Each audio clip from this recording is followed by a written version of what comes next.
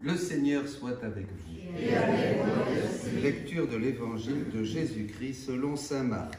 Gloire à toi, Seigneur. En ce temps-là, les apôtres se réunirent auprès de Jésus et lui annoncèrent tout ce qu'ils avaient fait et enseigné. Il leur dit, venez à l'écart, dans un endroit désert, et reposez-vous un peu. De fait, ceux qui arrivaient et ceux qui partaient étaient nombreux, et l'on n'avait même pas le temps de manger. Alors ils partirent en barque pour un endroit désert, à l'écart. Les gens les virent s'éloigner, et beaucoup comprirent leur intention. Alors, à pied, de toutes les villes, ils coururent là-bas et arrivèrent avant eux. En débarquant, Jésus vit une grande foule. Il fut saisi de compassion envers eux, parce qu'ils étaient comme des brebis sans berger. Alors il se mit à les enseigner longuement. Acclamons la parole de Dieu.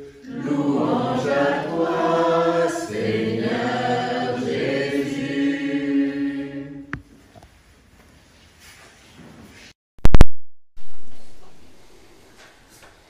Comme dit mon frère, le père Gabriel Marie de Chonang, ouvrez la Bible et faites des rondes.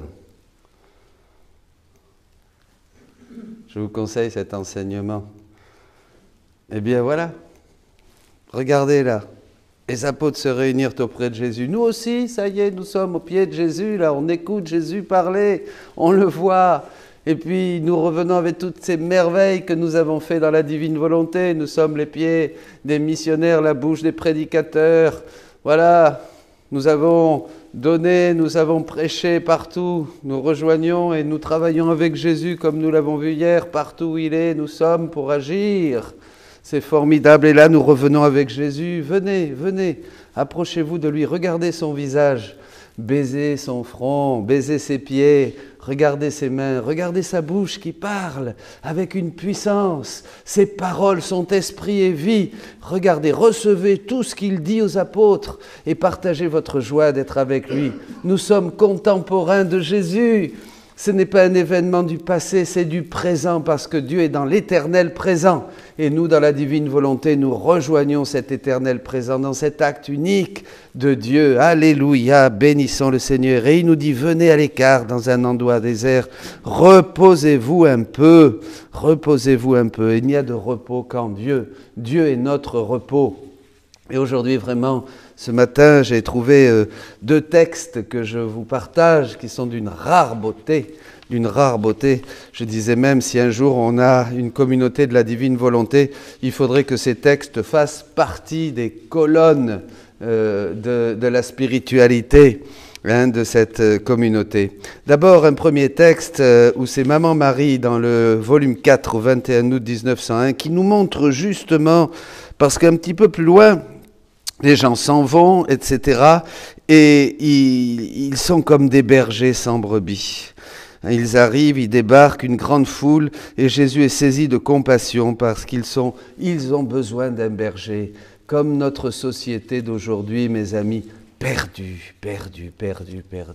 Je vois le soir, je partageais à quelqu'un, je vois toutes ces maisons aux volets fermés, ces gens qui s'enferment parce qu'ils ont peur de cette situation que nous vivons, et ils sont là, ils ne savent pas cette espérance de la vie éternelle. Et quelquefois, ça fait peur de voir, nous, vous, toutes ces choses que nous savons, toutes ces vérités que nous savons, toutes ces connaissances qui sont déjà, comme dit Jésus dans Jean 17, la vie éternelle, et à côté de nous, des hommes et des femmes qui n'ont rien.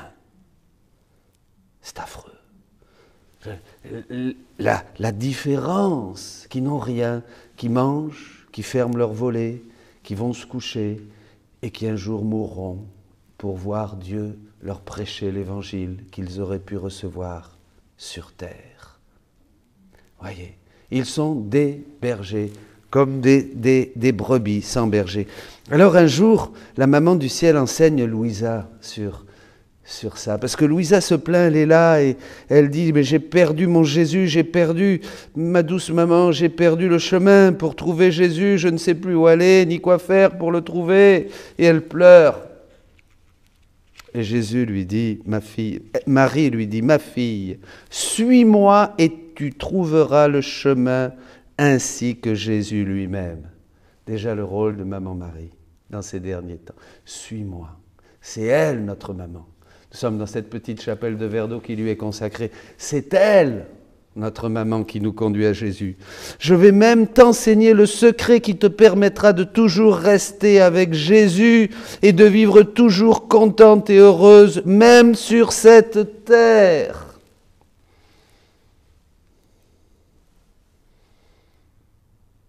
Gardez ces paroles dans votre cœur,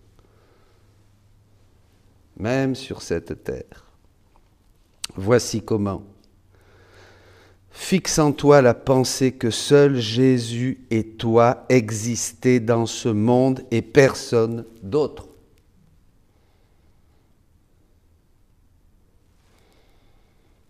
Retiens que Jésus est le seul à qui tu dois plaire, le seul à qui tu dois te complaire, avec qui tu dois te complaire et le seul que tu dois aimer.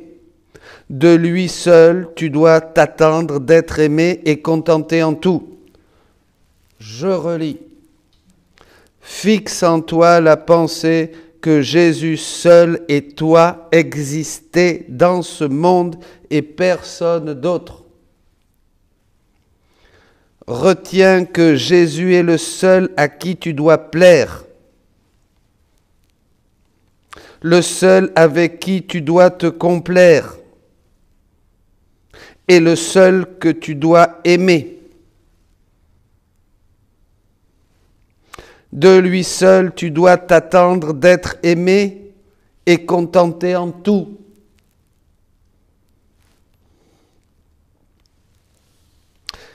Et la Vierge Marie continue en lui disant, en vivant de cette manière, toi, avec Jésus, tu ne te laisseras plus impressionner si tu es entouré de mépris ou de louanges, de parents ou d'étrangers, d'amis ou d'ennemis. Jésus seul sera tout ton bonheur et Jésus seul te suffira en tout.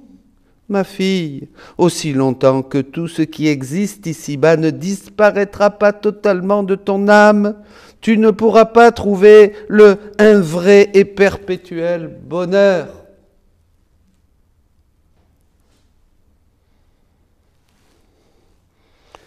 Pendant qu'elle disait cela, Jésus sortit comme d'un éclair, et se trouva au milieu de nous.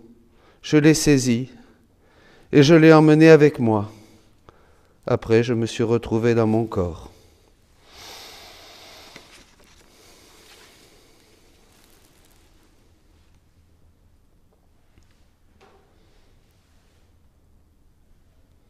Venez avec moi, dit Jésus. Écoutez, apprenez. Et un peu plus loin, dans un autre endroit, un peu avant, la conclusion de tout ça. Ce chemin que Marie enseigne, comme vous l'avez écouté, Jésus explique. Louisa est là, elle se trouve hors de son corps et il lui semble qu'elle est dans la nuit.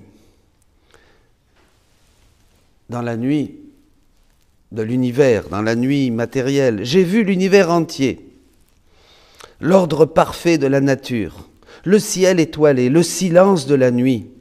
Il me semblait que tout avait une signification. Pendant que je contemplais cela, il me sembla voir notre Seigneur qui me disait « Toute la nature invite au repos. Venez vous reposer. » Mais qu'est-ce que le vrai repos ? C'est le repos intérieur, le silence de tout ce qui n'est pas Dieu. Tu vois, les étoiles scintillaient d'une lumière modérée, pas éblouissante comme celle du soleil, le silence de toute la nature, du genre humain et des animaux. Tous cherchent une place, un refuge, où être en silence et se reposer de la fatigue de la vie, des choses qui est nécessaire pour le corps et beaucoup plus pour l'âme. Nous cherchons ce repos que Jésus seul veut donner. Venez à l'écart, dans un endroit désert. Au désert, Dieu parle au cœur, dit le prophète. Et reposez-vous un peu avec moi. Il n'y a pas de repos sans Jésus. Il n'y a pas de repos pour l'âme sans Jésus. Et tout ce qui nous entoure et ce monde ne fait que nous fatiguer. Il est nécessaire de se reposer dans son propre centre qui est Dieu. Dieu est notre centre et Dieu est au centre de notre esprit, de notre âme. Mais pour pouvoir le faire, le silence intérieur est nécessaire.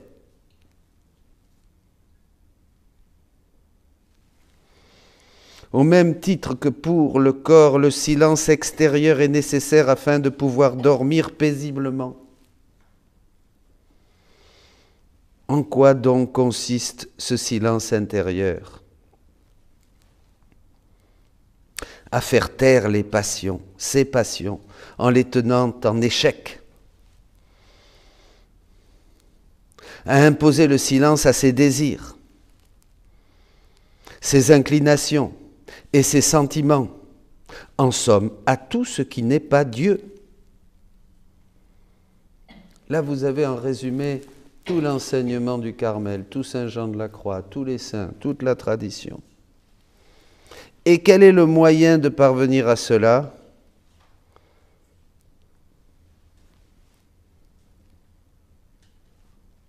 Le moyen unique et indispensable est de démolir son être selon la nature en le réduisant à rien.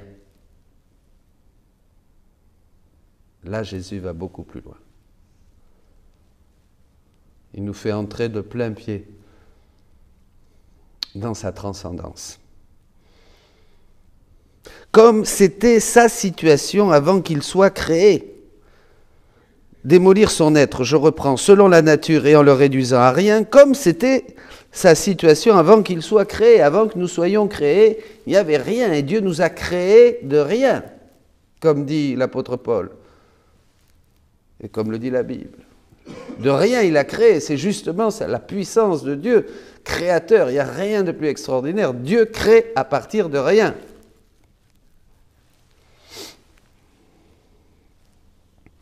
Quand il a été réduit à rien, une fois que nous arrivons donc à ce que notre être soit réduit à rien, il faut le recouvrer en Dieu.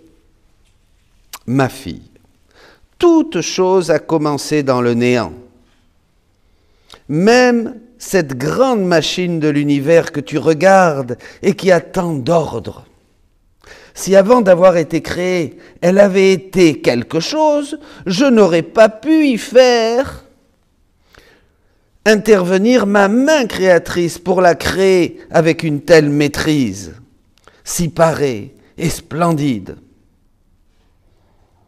J'aurais eu à défaire d'abord tout ce qui aurait existé avant, puis à tout refaire comme il m'aurait plu.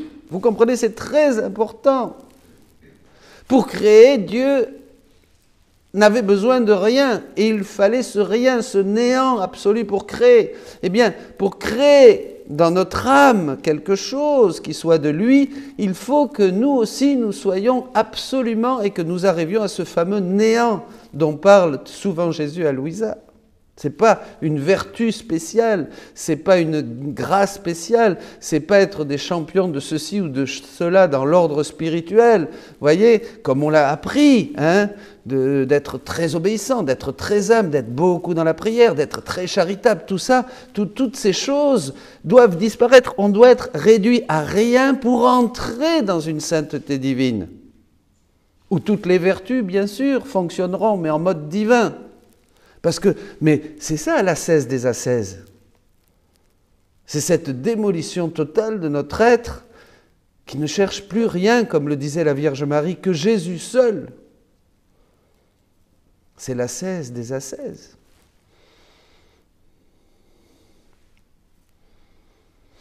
Tous mes travaux dans l'âme débutent à partir du néant. Voilà. Tant qu'il n'y a pas le néant, comme au début de la création, Dieu ne pourra rien faire. Il fera des petites choses. Il ne pourra rien faire finalement de très sérieux. C'est pour ça que le vrai travail commencera le jour de notre mort. Pas vrai? Ben oui. Tout sera reçu passivement dans l'autre monde. Mais nous avons encore cette grâce de vivre ici-bas sur terre. Donc, nous avons le choix et le libre arbitre qui peut fonctionner. C'est extraordinaire. Jésus revient souvent sur ça, que c'est extraordinaire. On ne se rend pas compte le prix de la vie. La vie a un prix infini parce que c'est le seul moment, ces quelques années d'existence que nous avons où nous pouvons choisir Dieu librement. Après, ça sera fini dans l'autre monde. On recevra passivement le fruit de l'activité de Dieu, sa miséricorde, en étant purifiés par l'amour. Nous ne pourrons plus faire plus. Comprenez? Tandis que tant qu'on est ici, comme dit le psaume, on peut élargir l'espace de notre tente, c'est-à-dire notre capacité de vivre en Dieu. C'est extraordinaire. Ça, il faut bien comprendre ça. C'est pour ça qu'il faut aller à la messe, qu'il faut prier. Tout ce qu'on peut faire n'a d'autre but que ça, que d'arriver à notre néant total pour que Dieu, créateur, puisse faire de nous, comme dit la parole de Dieu dans Saint Paul, une création nouvelle. Une créature nouvelle. Tous mes travaux dans l'âme débutent à partir du néant. Quand il y a un mélange d'autres choses, ce n'est pas concevable, convenable pour ma majesté d'y descendre et d'y travailler. Mais quand l'âme est réduite à néant et qu'elle vient vers moi, plaçant son être dans le mien, alors je travaille comme Dieu que je suis. Et elle trouve son vrai repos. Venez, dit Jésus aujourd'hui. Ils annoncèrent tout ce qu'ils avaient fait, mais venez, venez, allons avec Jésus à l'écart dans un endroit désert où il n'y a plus que lui et toi. Regarde-le, il te regarde, tu le regardes encore et il te regarde, il est là, les yeux dans les yeux. Et tu lui dis, mon tout est mon Dieu. J'ai foi en toi. Baise son front, reçois un baiser de sa bouche qui enflamme en toi le feu de l'esprit. Et il te dit, repose-toi, laisse-moi faire. Ne fais plus rien. Laisse-moi faire tout en toi. Donne-moi juste ton néant. Je te veux vide de tout. Je te veux dépouillé de tout. Je te veux sans aucune inquiétude, je te veux libre de tout. Je ne veux plus autre chose qu'à chaque battement de ton cœur, tu me dises « je t'aime, je t'aime, je t'aime ». Je ne veux rien de plus, je n'attends rien de toi pour pouvoir faire mon œuvre divine, ma grande et nouvelle création en toi, et que tu puisses être ce que de toute éternité j'ai désiré que tu sois. C'est ça. Regarde comme le monde, et même beaucoup qui me suivent sont comme des brebis sans berger, parce qu'elles n'ont pas compris ce secret. Ce secret, je te le dis moi, et c'est ce que ma mère aussi, que je vous ai donné à la croix, quand j'étais moi-même dépouillé de tout. Dieu, étant Dieu, je n'ai pas gardé le rang qui m'égalait à Dieu, mais je me suis dépouillé de tout, j'ai pris votre aspect, je me suis fait ressemblant à chacun d'entre vous, et obéissant jusqu'à la mort de la croix. Et là, dépouillé de tout sur la croix, rappelle-toi ce que je vous ai dit. Voici votre mère. Prends-la chez toi et elle te montrera le chemin qui conduit à moi. Et tu trouveras le vrai repos ici-bas et dans l'autre monde pour l'éternité. Amen. Amen.